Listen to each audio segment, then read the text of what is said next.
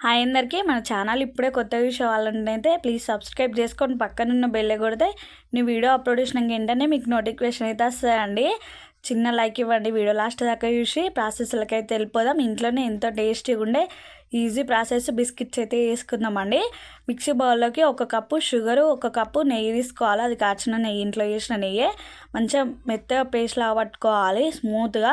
Mixie పట్టుకున్నాక ఒక బౌల్లోకి తీసుకోవాలి. అది కూడా మొత్తం ఒక జల్లెడ తీసుకొని 2 కప్పుల గోధుమ పిండి, 1 కప్పు శనగపిండి, కొంచెం సాల్ట్, చిటికడంతా వంట సోడా కూడా తీసుకొని మొత్తం అంతా ఉండలు లేకుండా మంచిగా జల్లించుకోవాలి. ఉండలు ఉంటేనైతే అంత స్మూత్గా మంచిగా రావు బిస్కెట్స్. స్మూత్గా జల్లించుకున్నాక మొత్తం అంతా ఒక 5 నిమిషాలు కలిసేదాకా మంచిగా కలుపుకోవాలి.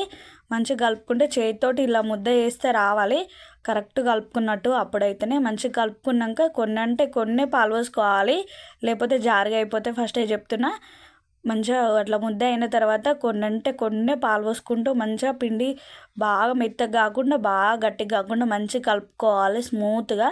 మంచిగా ఒక 2 నిమిషాలు 5 నిమిషాలు మంచిగా కలుపుతూ ఉండాలి. అలానే స్మూత్గా ఉంటుంది పిండి. మంచిగా బిస్కెట్స్ కూడా మంచిగా వస్తాయి స్మూత్గా. అలా చేతి పెడితే అలా కావాలి పిండి అయితే. అప్పుడైతే మంచిగా కలుసుకున్నట్టు. ఒక 10 నిమిషాలు లేదా ఒక 15 నిమిషాలు మూత పెట్టి మంచిగా నాననివ్వాలి.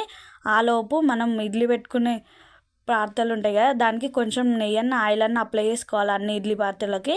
అలానే నెయ్యన్న ఆయిల్ అన్న అప్లై చేసుకొని ఆలోపు అయితే పిండి కూడా మంచిగా నానిపోతుంది. మంచిగా నానిపోయిన పిండిని చేతికి తీసుకొని చిన్న చిన్న ఉండల్లాగా చేసుకోవాలి. ఎంత మంచిగా నానిందో చూడండి. చిన్న చిన్న బాల్స్ లాగా చేసుకోవాలి. 2 చేతుల్లో పెట్టుకొని మెల్లగా స్ప్రెడ్ చేయాలి. మెల్లగానే స్ప్రెడ్ చేసుకోవాలి. పిండి కూడా ఫస్ట్ మెత్తగా అంటే బాగా మెత్తగా కాకుండా నార్మల్గా కలుపుకోవాలి. అది కూడా మెల్లగానే కలుపుకోవాలి. టక్క స్పీడ్గా కలపద్దు పిండి కూడా. మంచిగా స్మూత్గా బిస్కెట్స్ అయితే ఏం క్రాక్స్ లేకుండా మంచిగా ఉండలు చేసుకొని బిస్కెట్స్ అయితే ఒత్తుకోవాలి.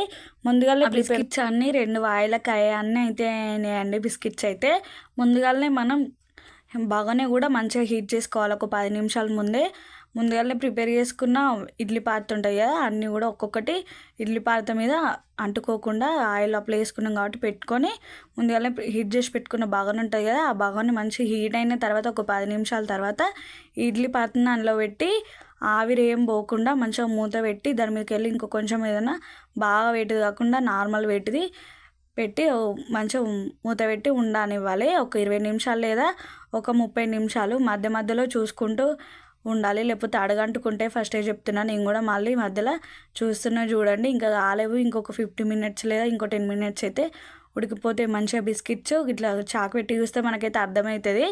ముందే చెప్తున్నా, బాగా హై ఫ్లేమ్లో కాకుండా స్లిమ్లోనే పెట్టి చేసుకోండి. ఒక 1/2 అవర్ దాకా మంచిగా ఉడికిపోతే బిస్కెట్స్ కూడా ఎంత మంచిగా అయినాయో చూడండి. అస్సలకే అడగంటుకోలే.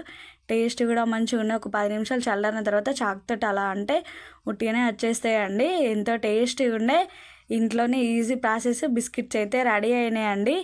పిల్లలు కూడా ఎంతో ఇష్టంగా తింటారు. ఛాయ్లో కూడా దేనితోటైనా తిన్నా, ఉట్టిగా తిన్నా కూడా అంత టేస్టీగా ఉంటాయి.